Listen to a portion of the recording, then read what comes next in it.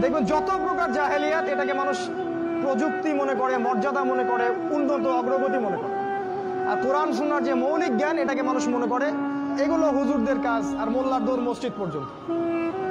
কোরআন হাদিসে এসেছে শেষ জামানায় মানুষ কোরআনকে পরিত্যাগ করবে।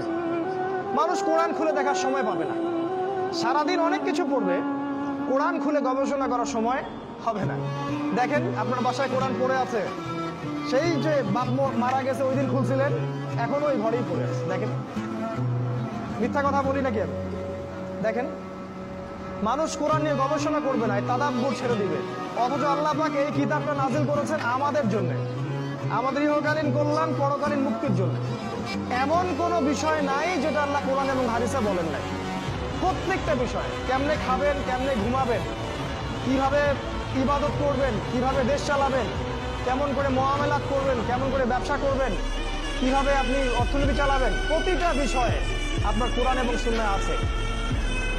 এটা খুলে দেখার সময় হচ্ছে না, তাহলে হেদায়েত নিবে কিভাবে?